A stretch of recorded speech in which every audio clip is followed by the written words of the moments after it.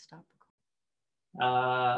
Number one, we want to make sure that we are dedicating this learning for my father who passed away some days ago. But I'm teaching because we're out of Shiva. Right? So during Shiva, I don't think I would teach because I was at home, and but now I'm working. After Shiva, you go back to work. And so far, this is my work. My work is to carry on my father's legacy of teaching Torah. And so thank you for being here to receive Torah. And may his soul get a lift out of the Torah that's being learned today. So that's my prayer. And with that, we'll begin. Yes, today's topic is Jewish diversity and pluralism, which is, you know, some say some scientific people, you know, insist on that even happenstance is coincidence, but sometimes, you know, people of faith believe that happenstance is not merely coincidence, but rather divinely guided in some way or another. And so my father was a big pluralist. He started his rabbinate in the conservative movement and then shifted over to the Orthodox movement. Yet when he shifted, he maintained a lot of the philosophy and beliefs of the conservative movement, but adjusted his ritual practice. And so we'll talk about those two things, right? Belief and practice, and their import in Judaism.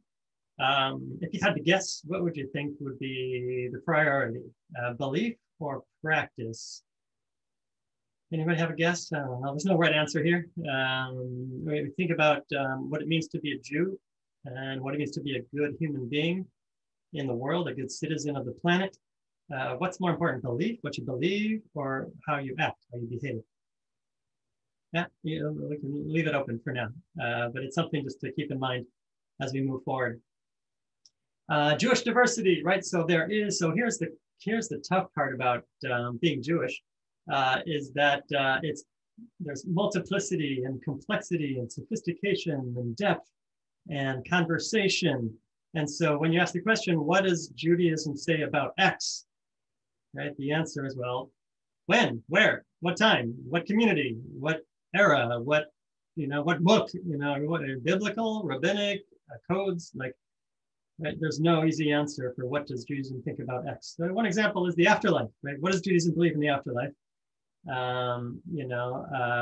You're going to get 6 different answers, right? You're going to get, well, really there is no afterlife. When someone dies, that's the end of it. And then you'll get perfectly good Jews who say that, right? And you'll also get perfectly good Jews who have a very elaborate answer, a view of what happens after one dies. You go into the Garden of Eden and paradise, and there's angels who come and 7 spheres, right? So you have your mystics and you have your pragmatists, and all live in Judaism together. And so that's the important point of this lesson that we're going to get to by the end. But I'll signal it at the beginning. My father used to say, here's how he learned at the seminary. Here's how you preach. You tell them what you're going to tell them, and then you tell them, and then you tell them what you told them, right? So first I'm telling you what I'm going to tell you is that Judaism has room for all of those opinions. Yes, you can stretch Judaism. Doesn't mean anything goes, but it does mean that there's many, many different opinions, many, many different pathways, many, many different communities that have different focuses, each for their own community. And so that's what we're going to get to today. We're going to learn a little about the diversity of Judaism, right? Sometimes we imagine Judaism as monolithic. It is far from that. And how do we handle it? Then the question says, okay, so if we have so many different kinds of Judaism, how do we all get along? How are we supposed to handle that situation when conflict arises? And so let's begin with Jewish diversity, and I'll share the screen.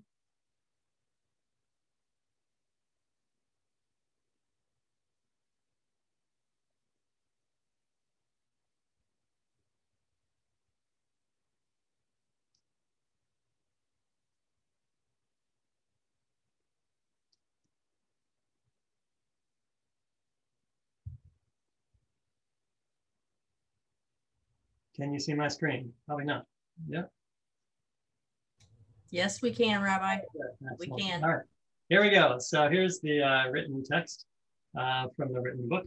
Right, and it starts off with asking you to draw a Jew, right? So we're not going to do that, but here, close your eyes for a minute, and if you can imagine what a Jew looks like, or close your eyes. If I say like Jew, Jewish art, or a Jewish person, what do you see? Right? And in rabbinical school, the exercise was meant to say, well, usually, you know, you got a payas and a hat, you know, that's a Jew.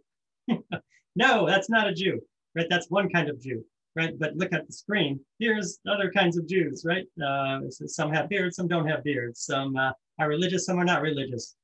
Some right, are athletes and pop singers, and some are, you know, go to synagogue, and all make up Klal Yisrael, the community of Israel. And so that's a very important concept to remember, that there's no such thing as a good Jew and a bad Jew. Right? We're all Jews, right? And it's an extremely important concept. Let's take a look at the PowerPoint. There we go.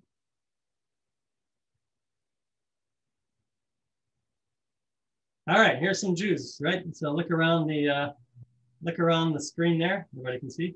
Not seeing it. We're not seeing the screen, Rabbi. Wait a second.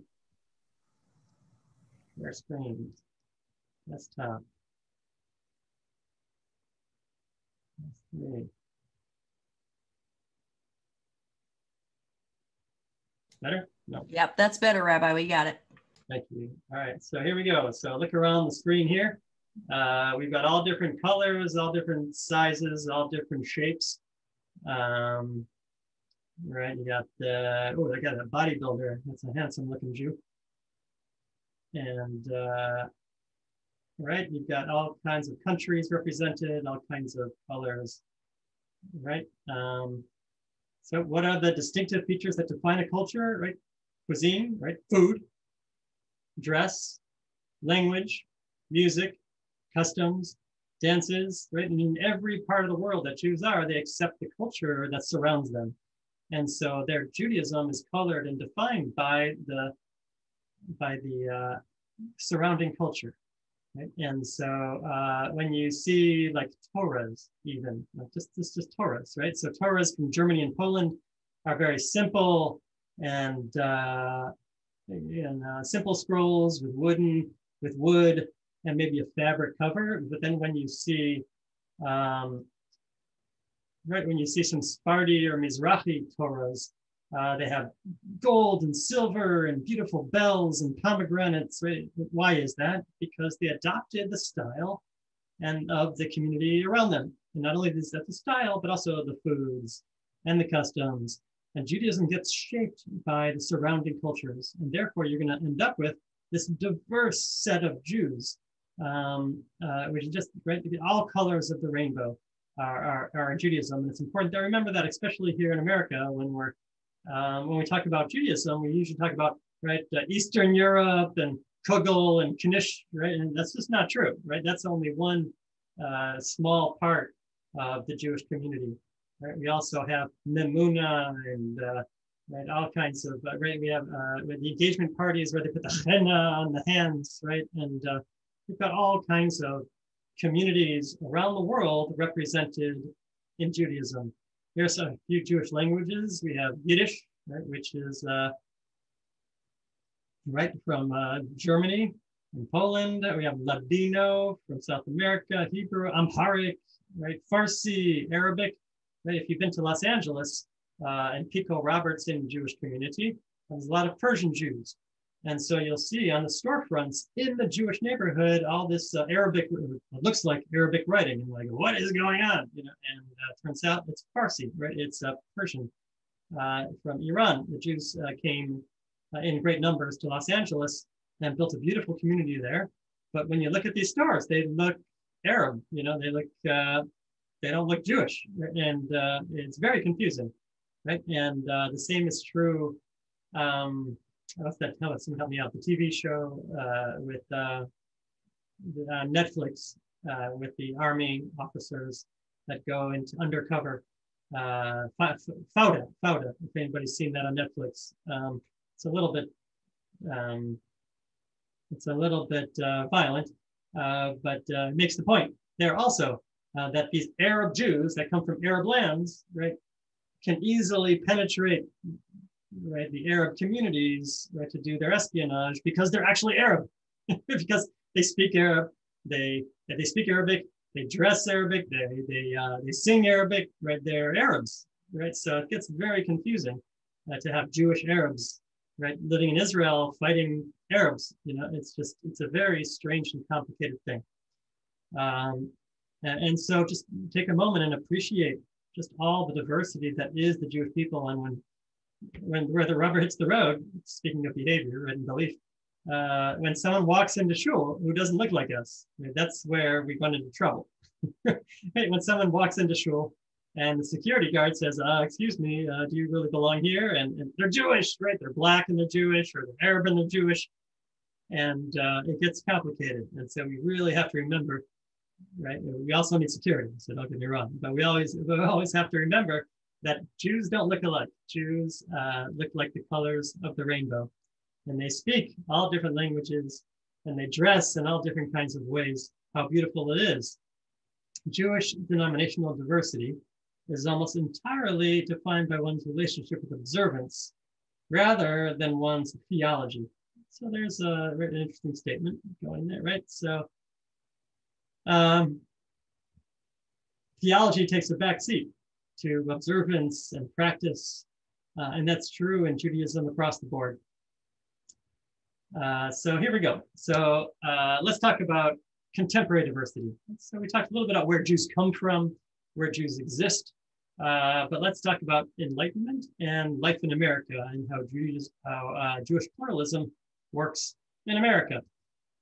So the contemporary Jews have always been divided into different subgroups, all the way from the very beginning. Right at the very beginning, we had 12 tribes. We were a confederate of 12 tribes. And it took a long time for us to have one king and one monarchy and one uniform Israelite. That wasn't always the way it was, and it didn't last for very long either. Right? As soon as we were unified, we broke up again into the northern kingdom and the southern kingdom, right? And Judah and everybody else. There have always been different segments of the Jewish people. That's how we live and breathe. Right? We don't believe in uniformity and conformity. We believe in diversity and pluralism. And so that's true throughout our history, all right? And especially post-Enlightenment, where we sort of, the Enlightenment hit and we divided like a prism.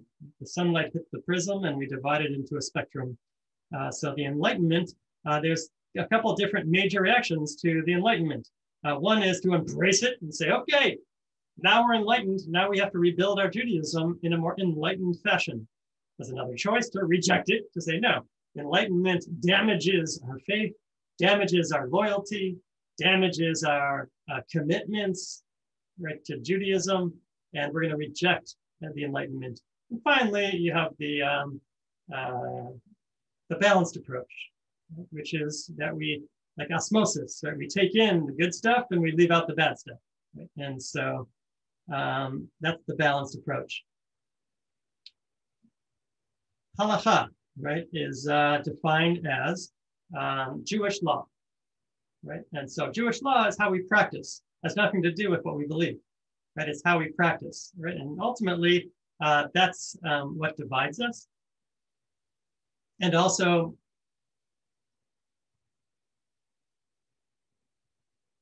defines us, right? Defines us and divides us, right? How we practice what we do, right? And so the path.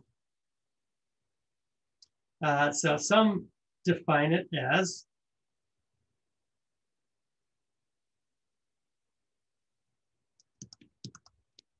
halakha, Jewish law. And some define it as a path, right? So the actual etymology of the word halakha comes from lalechet, which means to walk, right? And so a progressive take on it means to walk in the ways of God, right? To walk the walk of what it means to be human. Right, that's halakha. So here's the three major Jewish denominations divided into the Reform, Conservative, and Orthodox in America, as you know. And so part of how we're going to divide them up today and analyze them is in their commitment and relationship to halacha, so Jewish law. Jewish law says you should keep the Shabbat and make it holy. Jewish law says you should keep kosher and only eat certain foods, right? And so how we relate to halacha is an important analysis of where we are on the Jewish spectrum. So for example, let's start on the right side is the orthodoxy. The orthodoxies, halacha is eternally binding, right? Torah true Judaism is what they say. Torah true Judaism means, right, that nothing can change from the very beginning to the very end. The Torah is true and its teachings are true, and we're not empowered to mess with them. Right? They came from Sinai in a revelation, and we are not allowed to mess with any of those principles and laws that are still binding from revelation to this very day, unchanged. We can talk about that in a minute. Good. On the other side of the spectrum is the Reform movement, the progressive side of the spectrum.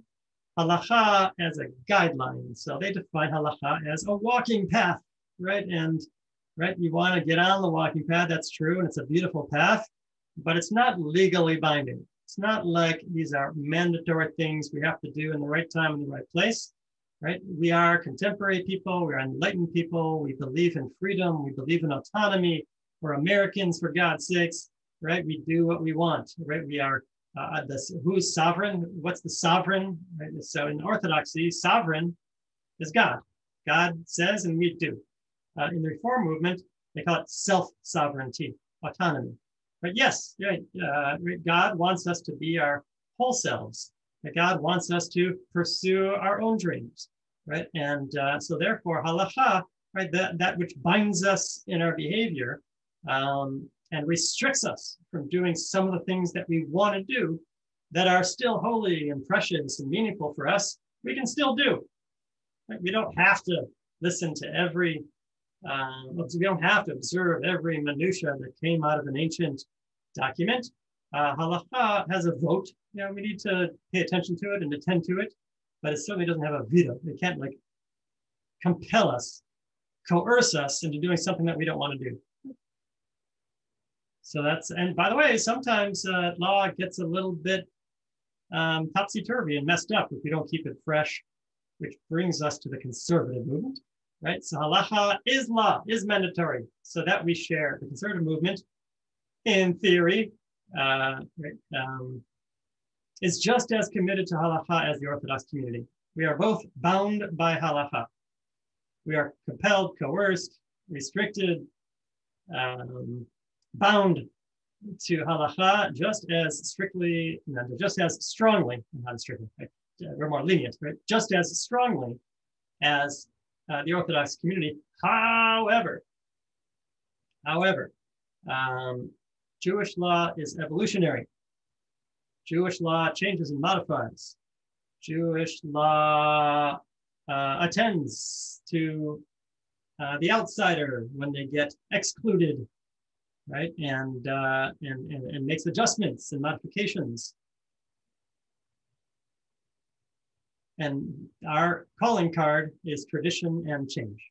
There you go. So there are two other, we're centrists. So what's best, right? Reform community or the Orthodox approach? Both. That's the conservative movement tries to do both, right? And we can argue whether it does it both well or not well, but we try our very darndest to do both, to respect tradition and to respect modernity and change and enlightenment.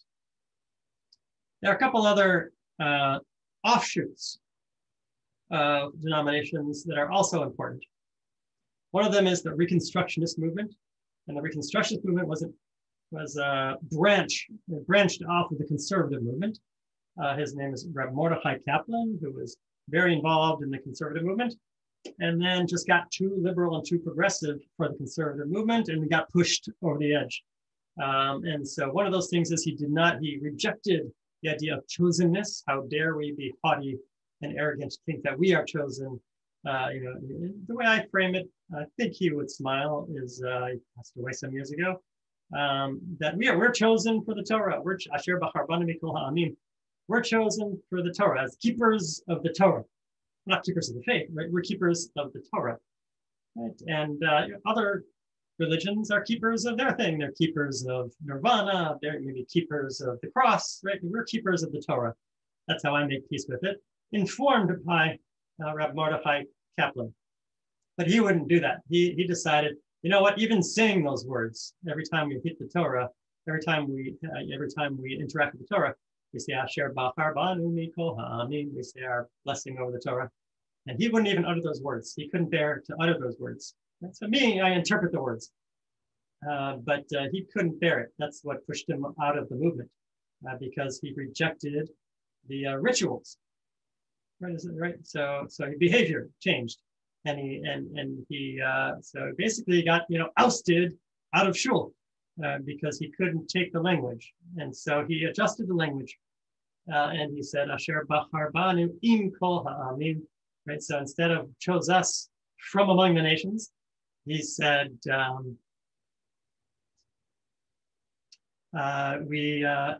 we choose you. Instead of being chosen from among the nations, we end up being chosen along with all the other nations, each for our own gift. And so the other Judaism that is important to acknowledge is Renewal Judaism. And Renewal Judaism is a very interesting kind of Judaism. And there you see for Zalman Sheker Shalomi. So on one hand, he's wearing the Hasidic garb. He's wearing a kappata and a strimel on his head, and he has the gray beard, and he looks like a traditional rabbi. And by the way, he observes like a traditional rabbi most of the time.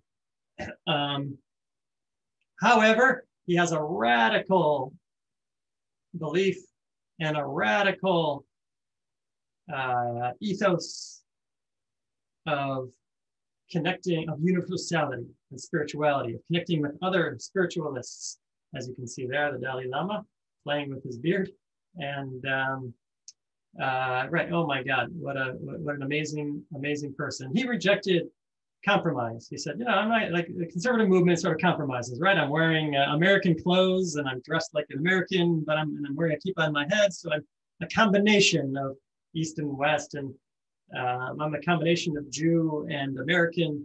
He said, no, you don't have to compromise anywhere. Yeah, you can be the deepest, holiest chassid, right, and wear the whole thing and daven, but you can also be a complete spiritualist and complete universalist.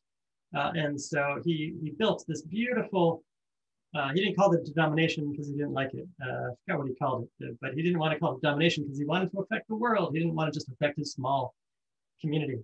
And he did, and he brought renewal to the world in a very poignant and beautiful way. Good. And so how do we handle all this diversity? And friends, I apologize, I'm gonna have to end this class a little bit early. I had some emergencies coming my way, but it's a good place to end. And I promise we'll make it up. We'll make it up as we travel down this road together. For 3 years, Beit Shammai and Beit Hillel disagreed, right? How do we get along if we're all different, and we all believe different things, and we all act in different ways? How are we supposed to get along? For 3 years, Beit Shammai and Beit Hillel disagreed. The two houses of study disagreed with each other. This said, the halacha is according to our opinion. And he said, the halacha is according to my opinion. Like, I'm right. And he said, I'm right. And he said, I'm right. No, I'm right. Okay, good. Ultimately, a divine voice emerged and proclaimed, both these and those are the words of the living God. Elu va'elu divrei Elohim chayim. Right? We can all be right. We can all be right. However, so it's a period, right? There's two concepts here. Yes, we can all be right, right? So how do you move forward if we're all right? However, the halacha is in accordance with the opinion of Beit Hillel. Right? So they're both right. They're both correct. They're both heavenly approved. But on earth, we have to move forward with one idea. We can't behave we can think in many ways. Right? Our belief can be pluralistic, but our actions can't. All right, you either do it or you don't do it. Right? So we have to figure out a way to have an open mind and an open heart, but we have to ultimately choose our own path. So how did this path, how did the rabbis choose which path we should go, Beit Hillel or Beit Shammai? Since both of these and those are words of living God, why were Beit Hillel privileged to have the halakha established in accordance with their opinion? The reason is that they were agreeable and forbearing, showing restraint when affronted, and when they taught the halakha, they would teach both their own statements and the statements of Beit Shammai. Right? So they exposed the truth. They weren't afraid of the truth. And the truth is, all opinions are valid. Well, not all opinions, right? The truth is, many opinions are valid. And Judaism embraces multiplicity, right? Multiple truth. So how do we move forward? Right? The rabbis, here's what they decided. How do you move forward? It's really hard question. They had to make a choice. They had to make some distinction. They said the Beit Hillel embraced truth, embraced pluralism, embraced diversity by teaching their own statements and teaching the opinions of their opposition. They embraced the opposition, right? And they said, look, even though they taught the opposition, they still believed that they were right. And that's why we go according to them, because they didn't hide from the truth. They didn't hide from controversy, right? They spoke their truth. And they exposed their students to opposing opinions that are contradictory and trusted that their students could handle it. They could open their hearts and minds to multiple ways of thinking. Ultimately, you have to choose one. And the one we chose was the one who is the most ethical, the most loving, the most caring, the most compassionate, the most just. And that was Beit Hillel. They were the ones who were just more virtuous than the others. A person might think, since the Academy of Shammai declares impure that which the Academy of Hillel declares pure, one prohibits that which the other permits, then how can I learn Torah? Like, how is this going to work? How am I going to put all this together? If I'm really going to take people's multiple opinions seriously, how can I even move forward? All of the words have been given by a single shepherd. One God fashioned these words. One provider gave them, source of all deeds. Blessed be God, has spoken them. So make yourself a heart, says our rabbinic tradition from the Talmud. So make yourself a heart with many rooms, and bring into it the words of the Academy of Shammai, and bring into it the words of the Academy of Hillel, the words who declare impure and those that declare pure. Right? And so we started the class asking the question, like, how does Judaism balance belief and practice? Right? There's two different realms, right? Two different worlds. In the world of belief, we have the luxury of being completely pluralistic, right? Embracing diversity, embracing multiple truth in theory, right? Because belief is theory, right?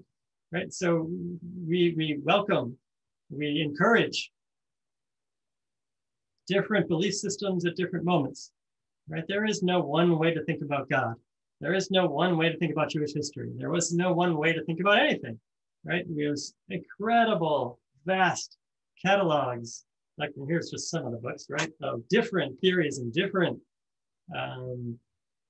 opinions, right? About everything.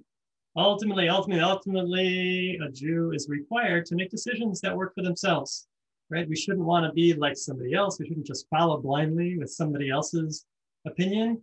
Even your rabbi's opinion, right? You need to develop opinions for yourself, and especially when it comes to what to do next, especially when it comes to how do I live my life. When the behavioral aspects come, we're pushed to make a choice, and that's all right, right? You make your choice, and we make our choices, and we allow others the freedom to make theirs, and in that way, we'll bring holiness to God's world, and ultimately bring glory to God's name. Embracing diverse thought and belief, choosing a path for ourselves, and allowing others to choose their own paths. And so, unfortunately, I have to stop there, friends. And to be continued. And we'll have a makeup class of 30 minutes that we missed today. Thanks, all.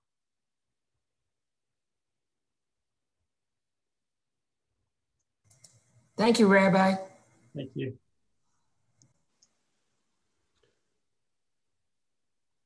Thank you, Rabbi.